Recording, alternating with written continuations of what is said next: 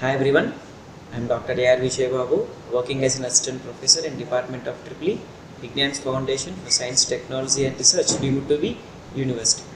So, we are discussing, welcome to my lecture series on energy audit, conservation and management. So, in this subject, we have already covered 3 units. The unit 1 deals with basic principles of energy management, and unit number 2 deals with cogeneration, trigeneration and waste heat recovery. And latestly we have gone through unit number 3, which deals with the energy efficient lighting systems. Now let's discuss the 4th unit of this Eacm, that is energy efficiency in electrical appliances. So coming to the syllabus of this particular unit, it consists of power factor. What is the causes of power factor? What are the methods of improving the power factor? Like what is the static capacitors, what are the synchronous condensers, and what are the phase advancing equipment. And then we will see what is the most economical power factor. Then we will see what is the power factor for linear loads as well as for the non-linear loads. Then we will see what is the energy efficient motor. We will see the basic parts of them, and then we will see the demand side management and different demand side management techniques. So the learning objectives of today's class are: what is a power factor? Then we are going to see what are the causes of low power factor. Then we are going to see what are the methods of improving the power factor. So there are 3 different methods that we are going to discuss in this particular lecture. The first one is improving the power factor using static capacitors, improving the power factor using synchronous condensers, and the third one is the improving the power factor using phase advancing equipments. And then we are going to see what is the concept of most economical power factor. Then we are going to see the basic concepts of energy efficient motors and how they are different from the standard or conventional motors. Then we are going to see the third part of the unit, that is demand side management. And what is this demand side management? We are going to see in this particular video, followed by the various demand side management techniques. So this complete unit is grouped under 3 parts. The first part is about the power factor. The second part is about the energy efficient motors. And the third part is about the demand side management. So all these are the 3 different ways in which we can improve the efficiency in our regular or household electrical appliances. Now coming to the power factor. So what is a power factor? So before knowing what is a power factor, or before understanding what is a power factor, first we need to define 3 basic powers in an AC circuit. What are those? Active power, reactive power and apparent power. P, Q and S. So what is P? Active power.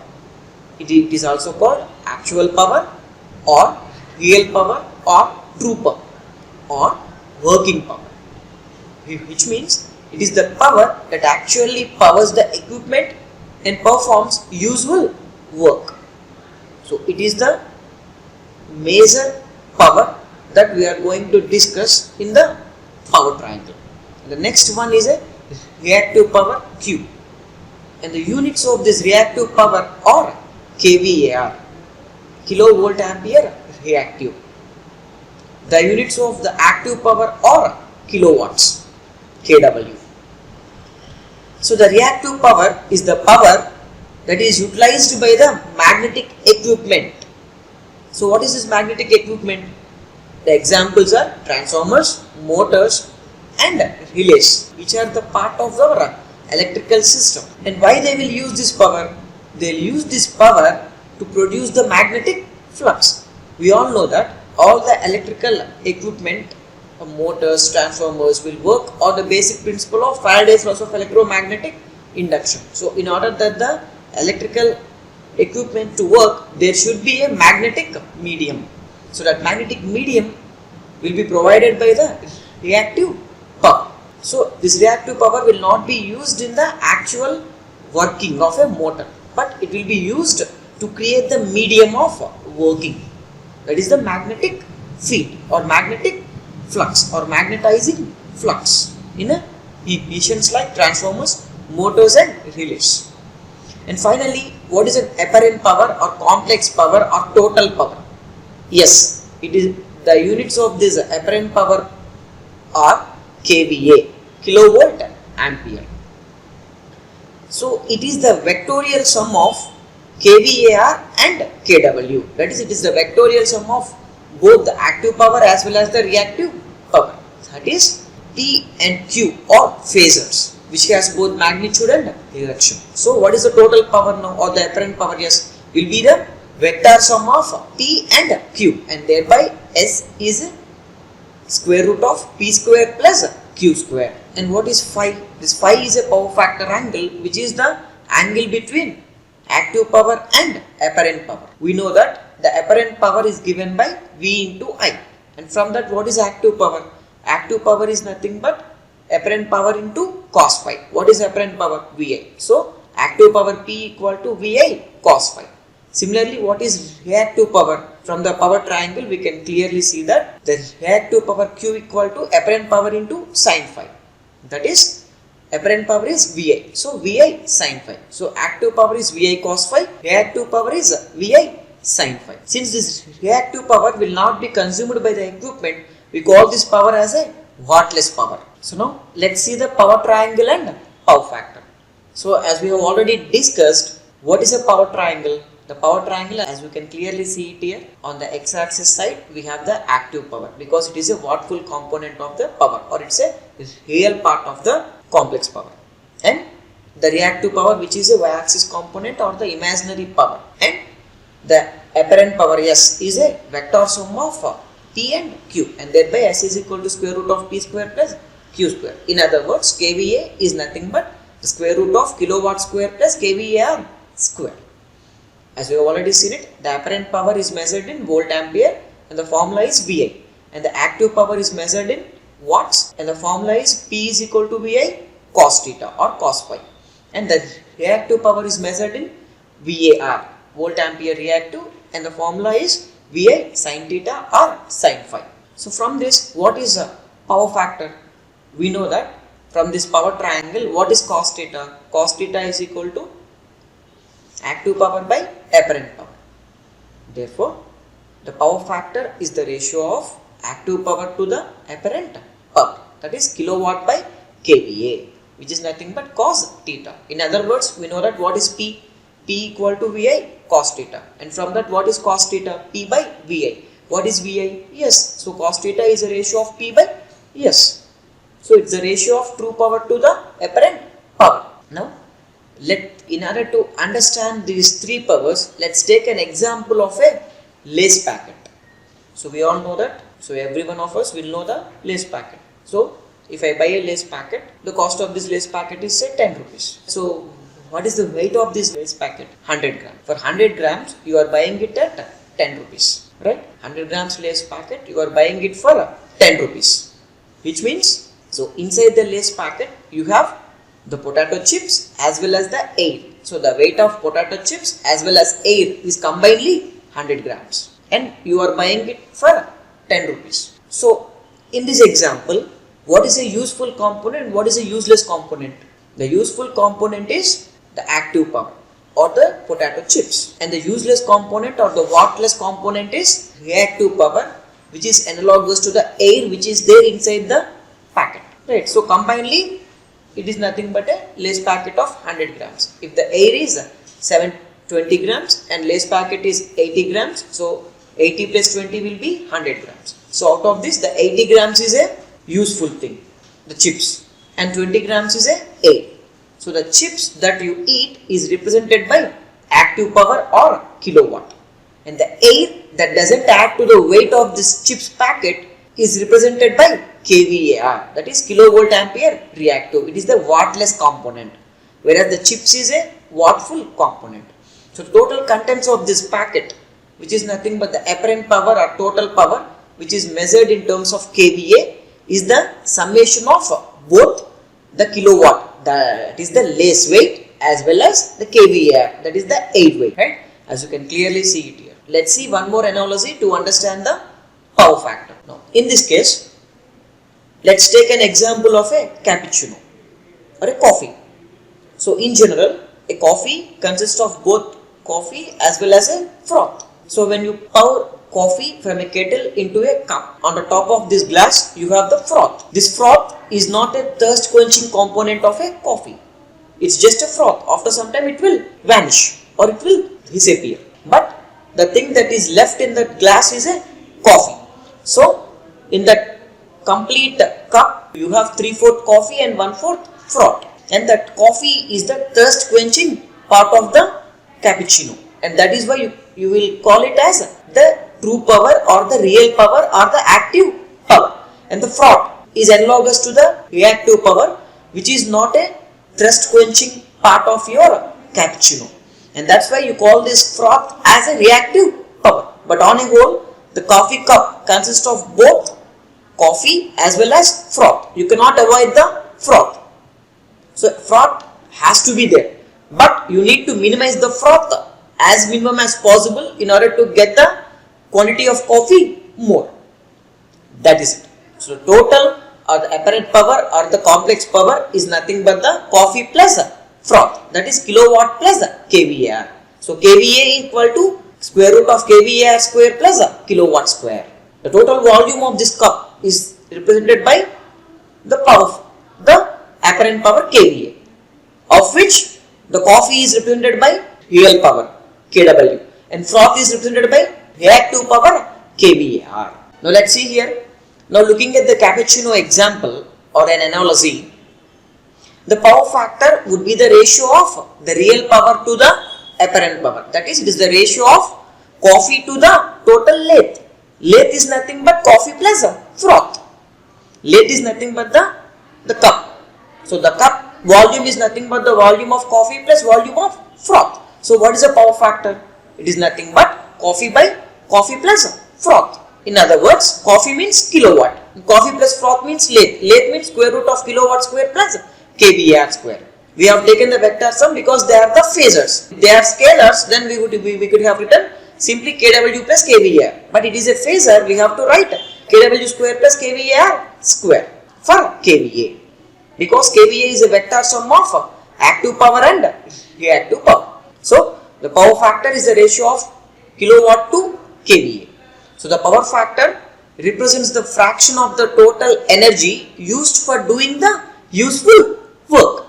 And the remainder of the energy is stored in the form of magnetic energy in the inductor and capacitor of the electrical network. That is, out of the total apparent power, only kilowatt will be used for running the electrical equipment and the remaining kWAR is used for producing the magnetic flux or magnetic medium to work these electrical machines. So low and high power factors. So let's take a cup. So let's talk about high and low power factors. What is a high power factor and what is a low power factor is all about. Let's take an example of a cappuccino analogy. So in this analogy, we have taken a cup.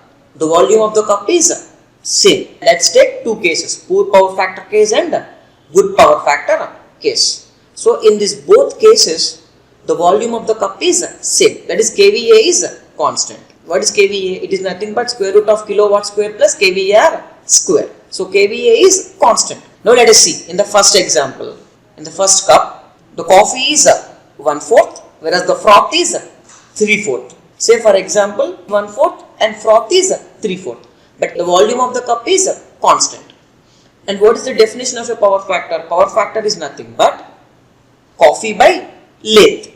That is true power by apparent power. So what is the coffee now? 1/4. And what is the total thing? 1. So 1/4 by 1 will be 1/4. That is 25%. So the power factor is 25%. So of the 100% apparent power which is taken from the supply, only 25% of that power will be used for running the electrical equipment and the remaining 75% is waste. So this is an indication of low power factor. And coming to the next example, let's take a cup or lathe which is having 3/4 coffee and 1/4 froth. Now what is the power factor? Coffee by coffee plus froth. So coffee is 3/4 and froth is 3/4 plus 1/4, which will be 1. So 3/4 by 1 will be 3/4. So which will be 75%. So in this example, you can call it as a good power factor. As the coffee content is higher, you call it as a good coffee. As the coffee content is low, you call it as a bad cappuccino. As the coffee content is high, you call it as a good cappuccino. So in the same way, if the active power is less, you call it as a poor power factor. If the active power is more, you call it as a good power factor. So note that in a real world, looking at the cappuccino analogy, you have to understand two things. The first one is the reactive power or kVAR would be very, very small. In the real cases, if you go to a restaurant, if you ask for a cappuccino, and which one you will get, the first one or a second one? You will definitely get the second one, that is the more coffee cappuccino. So in that more coffee cappuccino, what are the observations? The first one is the froth should be very, very less, or it should be approximately 0, or it should approach 0 in order to have a good quality cappuccino. This is the first point. So once that froth is approximately 0, then what happens? The volume of the coffee is equal to the volume of the lathe or the volume of the cup, and thereby P equal to S when Q equal to 0. So when froth is less, coffee is more, or when froth is more, coffee is less, but total power will be same. So let me put it in this way. When coffee is less, when the volume of the coffee is less, the volume of the froth is more, but the total volume of the cup is same. If the volume of the coffee increases, then the volume of the froth will decrease. But on a whole, the volume of the cup is same. That is, kVA is constant. If kVAR increases, kW decreases. If kVAR decreases, kW increases. If kVAR decreases, kW increases. If kVAR increases, kW decreases. Fine. So what is desirable for us? High power factor or high coffee content in a cappuccino is desirable. So now let's define the power factor for linear loads. Right. So for the linear loads, the power factor is the ratio of active power to apparent power. In other words, it is defined as the cosine of the angle between voltage and current. So you have three different circuits in linear loads. That is a resistive circuit, inductive circuit and capacitive circuit. Right. So in the resistive circuit, the voltage and current are in phase, and therefore the phase angle is 0, and thereby cos phi, cos 0 is unity. So the power factor is 1, unity power factor case. The second case is the inductive loads. In the inductive circuit, the current always lags the voltage. So you will be having always a power factor phi, that is a power factor angle phi or phase angle phi between voltage and current. That is, the current I lags the voltage V by an angle phi, and this phi is power factor angle which is given by tan inverse of XL by R, which you have already discussed in the network theory or electrical circuit analysis or BEEE. Right. So you have a lagging power factor because the power factor angle is lagging, because the current is lagging, the power factor angle is lagging, and thereby you are having a lagging power factor. Now on the other hand, the third type of load is a capacitive load. So in this capacitive load, the current leads the voltage by an angle phi, where phi is given by tan inverse of XC by R. Because the current is leading the voltage, the power factor angle is also leading, and thereby cos phi, which is a power factor, is also a leading power factor. So power factor is of unity, power factor is of lagging, and power factor is of leading, respectively for resistive, inductive and capacitive loads. But all these three are the linear loads. If it is a linear load, power factor is defined by cos theta, that is the cosine of the angle between voltage and current. Now let's calculate the power factor. We have given a power triangle. In that, the active power is given by 400 kilowatt and the reactive power Q is given by 300 kVAr. Now how to calculate this apparent power or total power? Total power is the vector sum of P and Q, that is square root of P square plus Q square is S. So S is equal to square root of 400 square plus 300 square. So which will be 500, and the unit of S is kVA. And the power factor angle, which is the angle between P and S, is given as 36.9 degrees. So it is a power factor, it's a power triangle. Now from this we need to calculate the power factor. So how can you calculate the power factor? There are two ways to calculate this power factor. The first way is the power factor is nothing but the cosine of the angle between voltage and current or active power and apparent power. So power factor is equal to cos phi, and phi is 36.9. So therefore cos 36.9, which will be 0.8 or 80%. On the other hand, the other definition for power factor is the ratio of P by S, that is the active power by apparent power, that is kilowatt by kVA. So what is kilowatt? 400. What is kVA? 500. So 4 by 5 will be 0.8 or again 80%. So you can calculate power factor in either of these ways. Now let's discuss the causes of low power factor. So since the power factor is defined as the ratio of active power to the apparent power, that is kilowatt to the kVA, we see that low power factor results when the kilowatt or the active power is small in relation to the apparent power S.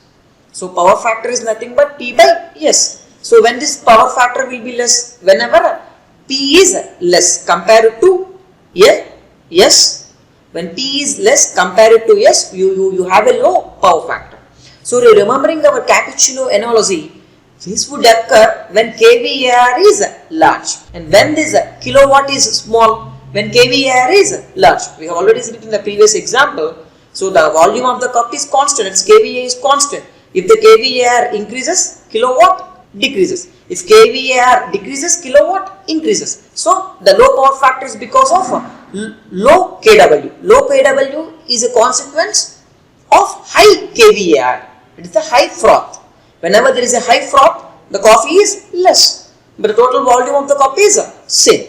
So what are the causes of low power factor? Is nothing but there are some situations. So what are the causes of low power factor now? The causes of low power factor are similar to that of the causes of high kVAR. So what causes this large kVAR in the system? The answer is absolutely the inductive loads. The inductive loads which are present in the system will increase the kVAR capacity. Whenever the kVAR capacity increases, the kilowatt capacity reduces for a constant kVA. So whenever this happens, the power factor will be drastically reduced, and these are the causes of low power factor. Now let us see the inductive loads, which are the sources of the reactive power or the consequences of low power factor. And what are those? They are induction motors, transformers, arc welders, HVAC systems, and high intensity discharge lighting. All these are the sources of reactive power. So when these sources are there in our system, obviously the reactive power is higher. So whenever the reactive power is higher, the active power is less for a given kVA. So the reactive power required by inductive loads increases the amount of apparent power in your distribution system. Say for example, in this case you can see two triangles. The first triangle is the kilowatt is constant kilowatt, P is same. But in the first triangle, kVAR is small, and because of this, what is kVA is a vector sum of kilowatt and kVA, right? And the second example, this kVAR is doubled, in other words, the kVAR is increased because of the existence of these inductive loads. So because of this, what happens? The kilowatt is constant, but kVAR is increased, and this results in increased kVA. As you can see in the two diagrams, the diagonal of the first triangle is small, and the diagonal of second triangle is very large compared to the first triangle, because even though the kilowatt is constant, the kVAR is increased. So whenever this kind of inductive loads come into picture, then kVA of the system increases. So what is power factor? Power factor is nothing but P by S. Now P is constant. What about S? If S increases, what happens to power factor? If denominator increases, the total ratio will decrease, and thereby whenever the kVA increases because of the kVAR present in the system, obviously the power factor will be decreased. In other words, you can see in the first triangle there is a power factor angle phi. The second triangle also there is a power factor angle phi. So which angle is higher? The second triangle, the power factor angle is high compared to the power factor angle in the first triangle. So what is an indication of that? The power factor angle is increased because of the inductive loads present in the electrical network. So when this occurs, the power factor angle is increased. So whenever the power factor angle is increased, what is power factor? Power factor is nothing but cos of the power factor angle, that is cos theta. What is a cos? Cos is a decreasing function. That is, as theta increases, the cos of the theta value will decrease. So what is cos 0? It is 1. What is cos 90? It is 0. So when it is 0, when the phi is 0, then cos phi is 1. When phi is 90, cos phi is 0. That is, as the phi value increases, the cos theta value decreases. So because the cosine is a decreasing function, and when this cosine is a decreasing function, with increase in the phase angle or the power factor angle, the power factor will decrease. So obviously the power factor of a system will decrease in the second case because of the incorporation of inductive load in the electrical network. So the power factor of the first triangle is more compared to the power factor of the second triangle, because the power factor angle or phase angle is less for the first triangle and the power factor angle is more for the second triangle. In other words, the power factor cos phi is inversely proportional to the power factor angle. In the first triangle, the power factor angle is less and thereby the cos theta is high and thereby the power factor is high. In the second case, since the power factor angle is less, the cos theta, because it is inversely proportional, the cos theta is less and thereby the power factor is less. And the low power factor is because of the incorporation of the inductive loads, which are the sources of reactive power into the system. And what are those? Induction motors, transformers, arc welders, HVAC systems means heating, ventilation and air conditioning systems, as well as the high intensity discharge lamp. Because of incorporation of all these inductive loads into the system, the power factor will reduce. So because of the incorporation of inductive loads into the system, what happens? The first thing will, the power is constant. That is, the active power is constant, whereas the reactive power increases in order to create the magnetic field in that equipment. And because of this, the kVA increases, because kVA is a vector sum of kilowatt and kVAr. Since kVAr increases, kVA also increases, and this leads to the increase in the power factor angle phi, which is the angle between P and S, kilowatt and kVA. And because of this, the power factor will decrease, because the power factor is inversely proportional to the power factor angle. Because the power factor angle is increased, then the cos phi or the power factor will decrease, because cosine is a decreasing function. So why we need to correct this power factor? So whenever this kVAr increases because of the incorporation of the inductive loads, the power factor got reduced, but we need to correct this power factor. How? But why we need to correct this power factor? So you can see it here. Before power factor correction, what is the phase between and what is the lag between voltage and current? You can observe it, the blue color part. The yellow color one is a voltage curve and the violet color one is a current curve, and at waste. So because of the lag between voltage and current, there is a waste which is created in the circuit, which is unwanted losses. Because of the incorporation of inductive load into the system, there is a lag between voltage and current, and because of that there will be a waste created in the system, which is nothing but a power loss. And when you do the power factor correction, as you can see, after the power factor correction, what happens? The waste got minimized because the phase angle is reduced or the power factor is improved. Fine. In the first example, in the top figure, you can see the angle between voltage and current is higher and thereby the power factor is less. So whenever the power factor is less, there is a waste or a unwanted losses. So by incorporating some power factor correction equipments, you have corrected the power factor. So once you corrected the power factor, what is the angle between voltage and current? It got reduced, and that is the phase angle is reduced. Then what happens to power factor? The power factor is inversely proportional to the phase angle, and thereby the power factor is improved. So once the power factor is improved, the waste or the unwanted power losses are minimized, and this improves the efficiency of the system. And that is the reason why you need to correct the power factor to improve the efficiency. You are talking about energy efficiency in electrical appliances. So in order to increase the energy efficiency, you need to increase the power factor.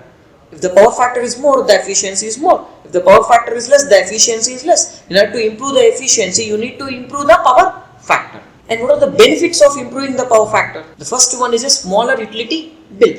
How you will get a lower bill if the power factor is improved? See, by correcting your power factor, you can reduce the amount of reactive power needed to run your facility.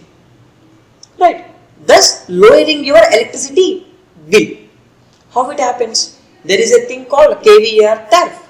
So whenever the kVAr decreases, what happens to KVA also decreases. So whenever this KVA decreases, what happens? The power factor angle decreases. So whenever the power factor angle decreases, what happens? Power factor is improved. So power factor increases. So whenever the power factor increases, what happens to the efficiency? Efficiency also increases. So once the efficiency increases for a given particular output, if the efficiency increases, the input will decrease. So the input electricity which you are consuming will decrease. If the power factor is more, the amount of kilowatt hours you are consuming will be less. So because of which the electricity bill will be less.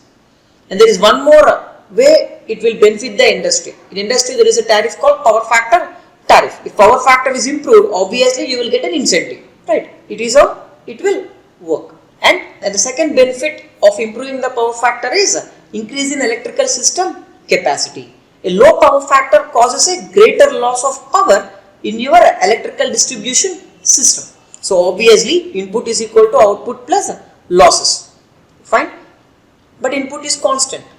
The output plus, which is equivalent to output plus losses. With increase in power factor, as you can see in the previous slide, the losses will decrease. So whenever the losses decreases, the output will increase to keep the input power constant.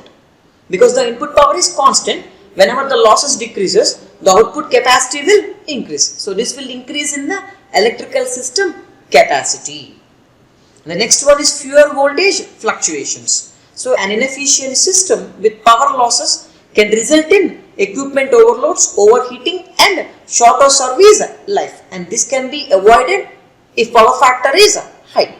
All these are the different benefits of improving the power factor. So that is the reason why you should always have a high power factor. But how to correct this power factor? We cannot avoid the inductive loads in the system. So once the inductive loads are there, obviously the power factor will decrease. But you need a higher power factor. Even though there are inductive loads in the system, you need to improve the power factor. How it has to be done? So the low power factor can cause a significant increase in the plant expenses and a decrease in the system's efficiency. So the measures to help correct this power factor are, the first one is minimizing the partial loading operation of induction motors. Of course, you are using the induction motors, which is not possible to avoid them in the industry, because 95% of the industrial motors are induction motors. So you cannot avoid them. But if you have to use them in full load. If you avoid the partial loading operation of induction motors, the power factor will be improved. On the other hand, replacing defect motors with energy efficient motors and operate these near to their rated capacities. Always operate the motors at the rated capacity is the first thing. And second one is, if there is a problem in the motor, you replace it with energy efficient motor. And in that way, you can improve the power factor. And avoid operating your equipment above its rated voltage. Don't overload your equipment. So install capacitors to decrease the amount of reactive power used. So these induction motors acts as an inductive load, and inductive load will draw the lagging power factor, and capacitor is the one which will provide a leading power factor. So when you add capacitors to the circuit, what happens? This leading reactive power nullifies or neutralizes the lagging reactive power, making it equal to unity, and brings the power factor near to UPF. And that is the reason why you need to install the capacitors in the circuit when there is a huge reactive power sources are there in the electrical network. So now let's see what are the different power factor correction methods. So the most economical value of power factor lies in between 0.9 to 0.95. If the value of power factor lies below 0.8, then it draws more current from the load, right? If the power factor is less, what happens? The input is more. Obviously, the current drawn by the load is also more. So the large current increases the losses, the I square or losses, and requires a large conductor. If the current rating increases, the conductor size also have to be increased. So you require large conductors if you draw more current from the supply. So thus increases the cost of the system. The losses can be reduced by correcting the power factor of the system. But how to correct this power factor? By incorporating power factor correction equipments into the system. There are 3 different power factor correction equipments which are incorporated into the system to improve the power factor. They are, the first one is the static capacitors, and second one is synchronous condensers, and third one is the phase advancers. Now let us discuss one by one. The power factor correction using static capacitor banks. The power factor can be improved by connecting capacitors in parallel with the equipment operating at lagging power factor. As I already told you, if you have a lagging power factor in the circuit, so when this lagging power factor will come? When there is a inductive loads in the circuit. So when there is a lagging power factor, you need to make it to unity. How you will make it to unity? You need to add some leading power factor equipment into the circuit. So what is the leading power factor equipment? Capacitors. So when you add capacitors, this lagging reactive power is neutralized by this leading reactive power supplied by the capacitors, and thereby lagging and leading will get cancelled off with each other, and thereby finally you will get a approximately unity power factor or improved power factor. So these capacitors are generally known as static capacitors. So the static capacitors draw the leading current which partly or completely neutralizes the lagging reactive component of the load current, as I already told you. So whenever the lagging reactive component of this load current is nullified, then obviously it will increases the power factor of the load. Now let's see it by means of an example. Let's consider an inductive load. It is an RL load consisting of a resistor and an inductor connected to an AC supply, as you can clearly see it here. Now let's draw the phasor diagram of it. So what is a phasor diagram? So in an inductive circuit, the current always lags the voltage by an angle phi, which is given by tan inverse of XL by R. Now in this particular RL circuit, the voltage is V and the current I is lagging the voltage by an angle phi. So what is V here? Supply voltage. What is I? Load current. And what is phi L? It is the phase angle by which the current I lags the voltage V. And what is cos phi 1? Cos phi 1 is nothing but the original power factor, the existing power factor of this circuit. Let us assume that the power factor is very less because it's an inductive load. Now you need to improve the power factor. Now what you have to do? So we need to incorporate static capacitors into the system. So the static capacitors reduces the phase difference between the voltage and current and improves the power factor of the system. So the capacitor C is connected in parallel with the load as seen in the figure. You can clearly see it here. There is a RL load and you have kept a capacitor in parallel with that load. Now what happens? The capacitor draws a current IC which leads the supply voltage by an angle 90 degrees. You already know that in capacitor the current leads the voltage by 90 degrees. In an inductor the current lags the voltage by 90 degrees. In a resistor both current and voltage are in phase. Now you can see it's because it's a AC quantities, they are the vector sum. So the total current, previously I is the current which is flowing through the load, and the same I is nothing but the supply current. The supply current is equal to the load current in the previous case. In this case the load current and the supply current both are same, but now the total current is I dash which is supplied to the load from the total current. Now from this, so after the incorporation of capacitors into the circuit, the capacitor will draw the current IC from the supply. So the current which is going to load is I and the current which is drawn by the capacitor is IC. So total current is, if I apply KCL at that point, sum of incoming currents equal to sum of outgoing currents. What are the outgoing currents? I plus IC. What is an incoming current? I dash. So the supply current I dash, the new supply current I dash will be the vectorial sum of I and IC. That is I dash bar is equal to I bar plus IC bar. Now let's see the phasor diagram here. Initially you have a voltage V and you have a current capital I, and this I lags the voltage by an angle phi 1. It is the actual power factor angle phi 1 or the existing one, right? But the aim is to improve the power factor. In order to improve the power factor, so when the power factor will be improved, when the power factor angle is decreased, the power factor will be improved. So in order to decrease the power factor angle, you are incorporating a capacitor in parallel with the load. Now what happens here? This I dash, the new current, is the sum of or the vector sum of the load current as well as the capacitor current, and thereby you have a current I, and you already know that the capacitor current IC will be phased in the phasor diagram in such a way that this current IC will leads the supply voltage by 90 degrees. Now the vector sum of these both I and IC will give me I dash. So now the angle between V and I dash is the new power factor after incorporation of power factor correction static capacitors into the circuit. Now what happens? Phi 2. Now initially phi 1 is the actual power factor angle. Now phi 2 is the power factor angle after power factor improvement. So what are the observations? The first observation is we can clearly see that after the incorporation of static capacitor into the circuit to improve the power factor, what happened here? You can clearly see it here. The angle between V and I is phi 1 and the angle between V and I dash after the power factor correction is phi 2. You can observe phi 1 and phi 2. What is the conclusion you can draw from it? Phi 2 is less than phi 1. After the incorporation of capacitors into the circuit, the power factor angle is reduced. That is phi 2 is less than phi 1. You already know that the power factor angle is inversely proportional to the power factor. The power factor is inversely proportional to the power factor angle. So, whenever the power factor angle is reduced, then the power factor is improved. Since phi 2 is less than phi 1, then obviously cos phi 2 is more than cos phi 1. Cos phi 2 is more than cos phi 1. So, it is seen from the phasor diagram that the phase angle phi 2 after the power factor correction is less than that of the phi 1 before the power factor correction, and hence cos phi 2, the power factor after the power factor correction, is greater than the cos phi 1 before the power factor correction.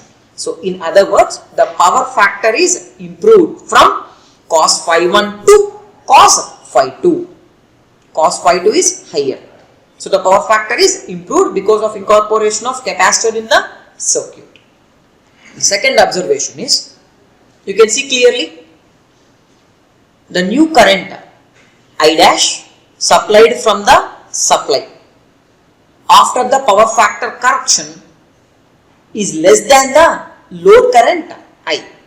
As you have clearly seen it, as the power factor reduces, what happens? The current drawn by the supply increases. The same is reflected in this case. Now initially you have a current I when there is a power factor cos phi 1. Now because of incorporation of capacitor into the circuit, the power factor is reduced. So whenever the power factor is reduced, what happens to the current drawn by the system? It also should be reduced. So therefore I dash is less compared to I. It's the second observation. So the new current after power factor correction is less than the actual current I before the power factor correction. Because it is evident that as the power factor reduces, the current drawn from the supply will be increased. In the first case, in the original case, the power factor is less, and thereby the current drawn by the system is, in the first case, the power factor angle phi 1 is higher. In other words, the power factor is less, and thereby the current drawn from the supply I is more. In the second case, after incorporation of capacitor into the circuit, the phase angle phi 2 is reduced, and thereby the power factor is improved. So whenever the power factor is improved, the current drawn by the supply is reduced, and thereby I dash is reduced compared to I, and therefore I dash is less than I. And whenever the I dash is reduced, the losses are also reduced. The I square losses are reduced. Whenever the I square losses are reduced, the efficiency is improved. So with increase in this power factor, the efficiency is improved. So by using the power factor correction equipment in the circuit, you are not only increasing the power factor, you are also increasing the efficiency of the system. And the third observation is, by connecting the capacitor in parallel with the inductive load, the power factor is improved. We already know it. And the current drawn from the supply is also reduced. That is, I dash is less than I. But the power or the active power taken by the load is constant, remains unchanged due to power factor improvement. As you can see it here, we know that I dash is less than I, but I dash cos phi 2 is equal to I cos phi 1. You can see it here. If there is a I dash here, there is a cos phi 2 here. If you take this component onto the voltage, you will get I dash cos phi 2. There is a current I here and the corresponding angle is phi 1. And if you take the component onto the voltage axis, you will get I cos phi 1. Both I cos phi 1 and I dash cos phi 2 are equal. Therefore, even though I dash is less than I, but I dash cos phi 2 is equivalent to I cos phi 1. If I multiply voltage on both sides, V I dash cos phi 2 is equivalent to Vi cos phi 1. So what is Vi dash cos phi 2? Active power P2. In the second case, what is Vi cos phi 1? The active power P1 in the first case. So P1 equal to P2. So because of this power factor improvement by using the static capacitors, there is no change in the active power drawn by the load. The active power is constant. And the final observation is, but what happens to the reactive power? Obviously, the reactive power has to decrease. So the net kVAR after power factor correction is the difference between the kVAR before power factor correction and leading kVAR supplied by the static capacitors. As I already told you, because of this induction motors, there is a lagging kVAR in the circuit or lagging power factor, and because of this there is a lagging kVAR in the circuit. This lagging kVAR can be neutralized by adding a leading kVAR, that is by adding a capacitor into the circuit. So how much you add this leading kVAR, that much the lagging kVAR will be nullified. Say for example, now take the phasor diagram here.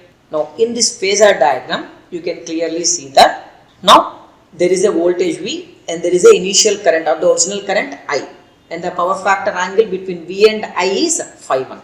So when it is phi 1, when you draw the vertical component, you will get I sin phi 1. It is the original reactive component of the system. Now you have incorporated the capacitor into the system, and this capacitor will draw the leading current from the supply. That is, the current IC leads the voltage by an angle 90 degrees, and thereby the capacitor will be upwards. The capacitor current will be drawn upwards, showing that IC is leading the voltage by an angle 90 degrees. Now, what is this amount of IC that is drawn by the supply? That is nothing but the leading kVAR. This leading kVAR is used to nullify the same amount of lagging kVAR. So after you nullify, you can see on the top part IC part, the IC current. In the negative axis you have the I sin phi 1 part. So this I sin phi 1 part is more than IC. Now what happens? Because of incorporation of IC into the system, initially I sin phi 1 is higher. Because of incorporation of capacitor into the system, say for example, the length of this I sin phi 1 is 5 units and the length of this IC is 2 units. So the 2 units is removed from the I sin phi 1 and it make it equivalent to I dash sin phi 2. Now you can see there is a voltage V and there is a current, new current after the power factor correction is I dash, and the power factor angle is phi 2. If you take the vertical component, you have I dash sin phi 2. So it is the net kVAR of the circuit, because previous kVAR is subtracted from the leading kVAR supplied by the capacitor. So that part is nullified by the capacitor, and thereby you will get only 3 units. Initially I sin phi 1 is 5 units. Now I dash sin phi 2 is 3 units because of supply of 2 units by IC, that is the capacitor. The capacitor supplied 2 units of leading kVAR. Here there is 5 units of leading kVAR at the beginning. Because of incorporation of capacitor, 2 units of leading kVAR is supplied, and these 2 units of leading kVAR nullified the 2 units of lagging kVAR, and from that you are getting only 3 units of lagging kVAR, and thereby you can clearly see it here. Now you can see total is I sin phi 1. The total length is I sin phi 1. So this I sin phi 1 is equivalent to I dash sin phi 2 plus IC. In other words, this I sin phi 2, which is a new kVAR, is equivalent to the old kVAR before the power factor correction. It is I sin phi 1 minus IC, which is the leading kVAR supplied by the capacitor. If I multiply voltage on both sides, V I dash sin phi 2 equal to Vi sin phi 1 minus V IC. So what is Vi dash sin phi 2? Q2. What is V dash sin phi 1? Q1. What is V into IC? QC. And thereby QC, that is the leading kVAR supplied by the power factor correction equipment, is nothing but Q1 minus Q2.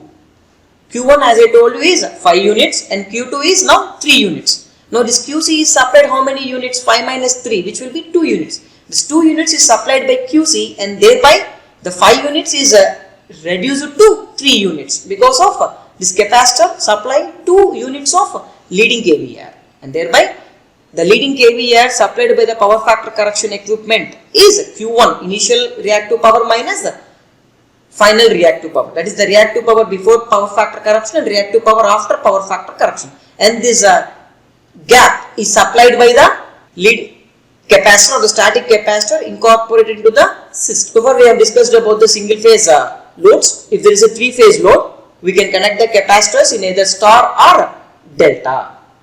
You can see it here. There is a 3-phase load and you have connected the capacitors in delta fashion in the first diagram, and you have connected the capacitors in star fashion in the second diagram. In both the ways you can connect the capacitors into the circuit if it is a 3-phase load.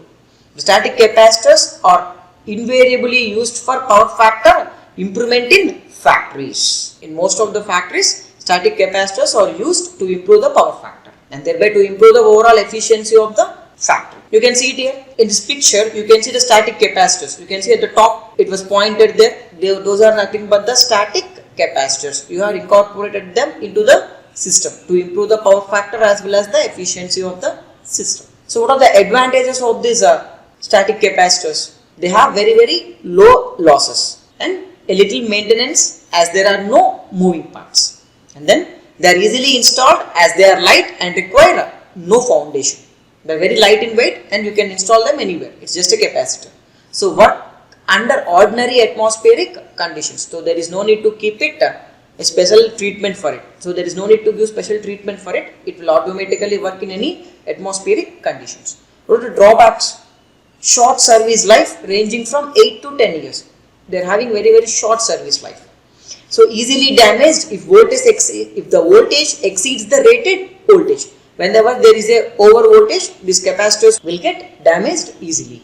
And the repair of them is uneconomical. Whenever there is a repair, there is no way except to replace them because the repair is uneconomical. And the next way to improve the power factor is synchronous condenser. A synchronous condenser takes a leading current when overexcited and behaves as a capacitor. This synchronous condenser, there is a motor called synchronous motor, which every one of us will know it. And when you supply leading current to it, it acts as a overexcited synchronous motor, and this overexcited synchronous motor acts as a capacitor. And when you supply lagging current to it, it acts as an inductor. It's basically an induction synchronous motor. If you overexcite it, it draws the leading current. If you underexcite it, it draws the lagging current. When it is overexcited, it acts as a capacitor. When it is underexcited, it acts as an inductor.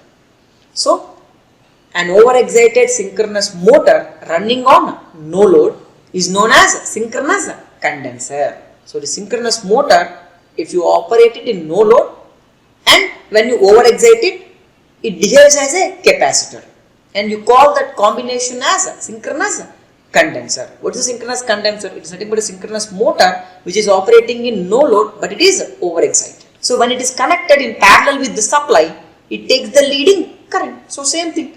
You need to connect a capacitor. In place of a capacitor, now you will connect the synchronous condenser which is acting as a capacitor.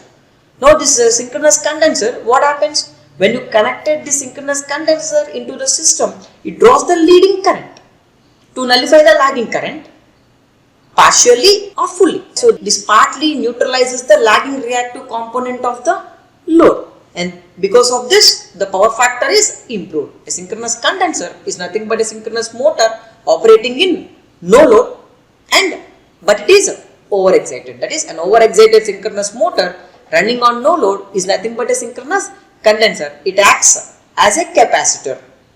So the operation is similar to that of a capacitor. So in place of a capacitor, we are connecting the synchronous condenser into the circuit. Now let's see it here. You have a 3-phase load and you have a 3-phase synchronous motor. Now you have connected the synchronous motor into the circuit. Now what happens? The same concept. You can see the phasor diagram over there or the block diagram here. Initially, when there is no synchronous motor, what is the current drawn by the load? It is the supply current I. The IL is the load current and I is the supply current. Both are equal if there is no synchronous motor. In that case, the power factor angle is phi L. The angle between voltage and current is phi L. That is, now you can see in the phasor diagram, there is a voltage and there is a current IL. Because it's a inductive load, the current always lags the voltage by an angle phi L. And this phi L is the initial power factor angle and cos phi L is the original power factor of the circuit before incorporation of the power factor correction equipment. And now this phi L is less. So in order to improve the power factor, what we have to do? We need to connect a capacitor in parallel to the load.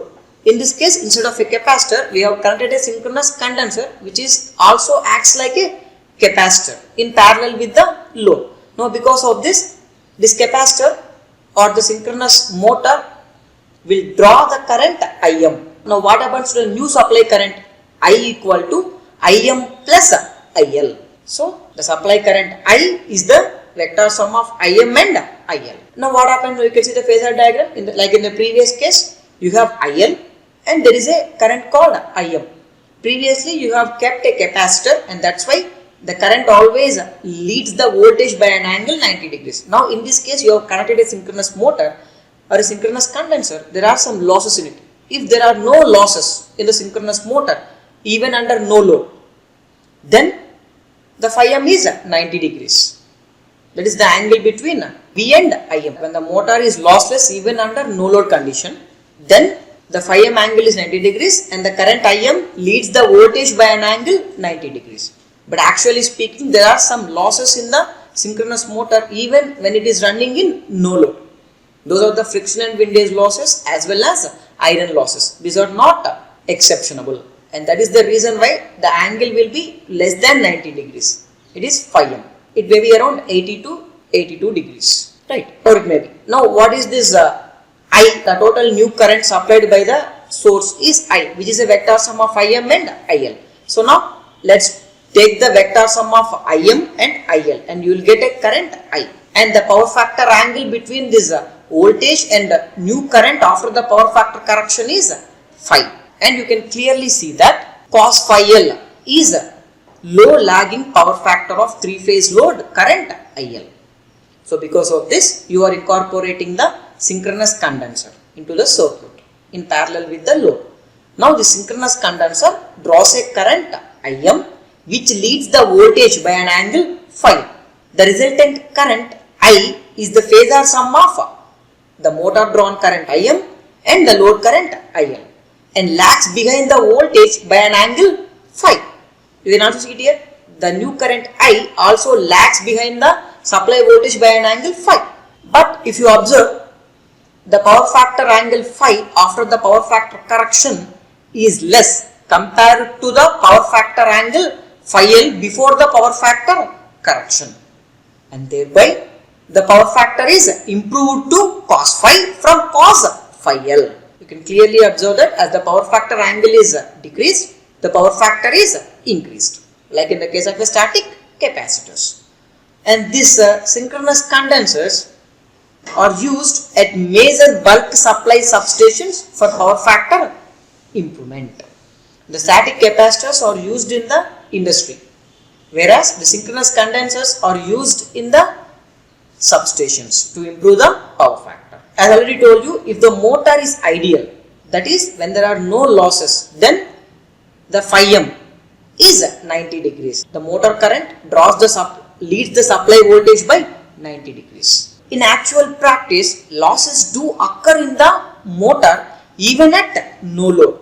As I already told you, iron losses and friction and windage losses will be there even at no load. Copper losses and stray load losses will be exempted at no load. Therefore, the current Im leads the voltage by an angle less than 90 degrees. Right. So the power factor improvement with static capacitors can only be done in steps by switching on the capacitors in various groupings. That is, now the inductive load is increased. Accordingly, you have to improve the value of the capacitor in the circuit in case of a static capacitors. Initially, the inductive load is some value, and to nullify this inductive load, you have used a capacitor. Now after 1 hour, the inductive load in the system got increased. Now that capacitor will not be enough to improve the power factor, and thereby you need to add one more capacitor. That is, you have to do the power factor correction in steps manually. But in case of a synchronous motor or a synchronous condenser, Any amount of capacitive reactance can be provided by just changing the field excitation. That is, if you incorporate this static or the synchronous condenser into the circuit, when there is an increase in the inductive load in the system, there is no need to incorporate one more synchronous condenser in the system. You just increase the excitation. Then what happens? It will be overexcited, still overexcited.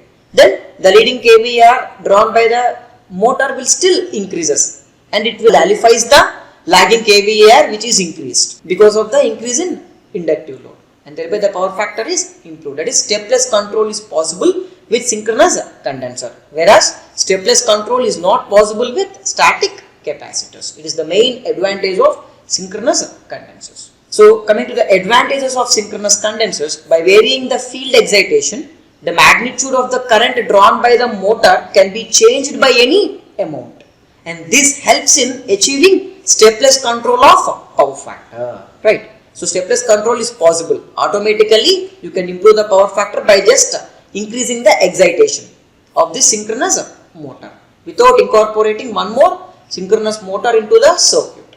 So the motor windings have high thermal stability to short circuit current. The faults can be removed easily. And what are the drawbacks? There are considerable losses in the motor. You already seen it. Even at no load, you have the considerable losses, and thereby the motor current is always leads the supply voltage by an angle phi m which is less than 90 degrees. So the maintenance cost is higher because moving parts are there in this synchronous condenser. It produces noise.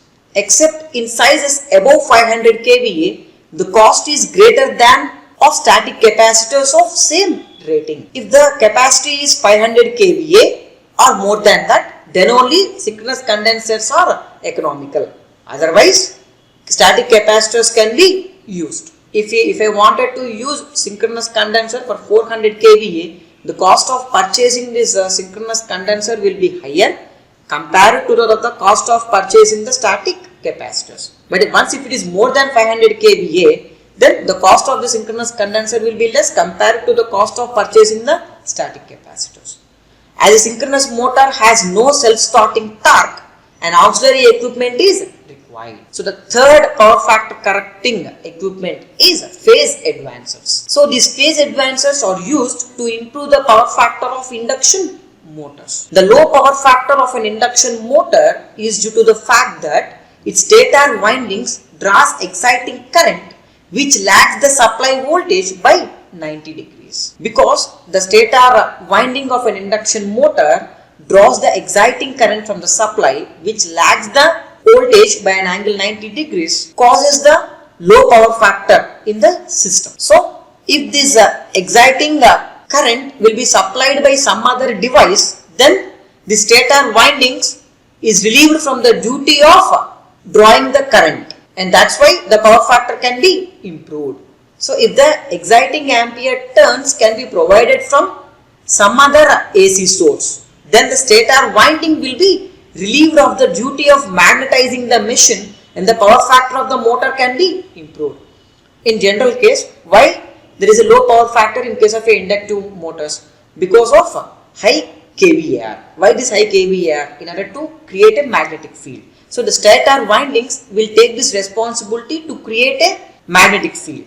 And if this magnetic field is supplied by some other source, additional source, now the stator windings there is no need for the stator windings to draw the exciting current in order to make the machine, in order to create the magnetizing current in the machine, to provide the magnetic medium. So if that part is not taken care by the stator winding, then obviously the power factor of the circuit will be improved. So this job is accomplished by phase advancers, which is simply an AC exciter. And this phase advancer is mounted on the same shaft as that of the motor, and it's connected in the rotor circuit of the motor. And this phase advancer is connected to the same shaft, and it will be connected in the rotor circuit of the motor. And this phase advancer provides the exciting ampere turns to the rotor circuit at slip frequency in order to magnetize the induction, in order to create the magnetic field inside the motor for its operation.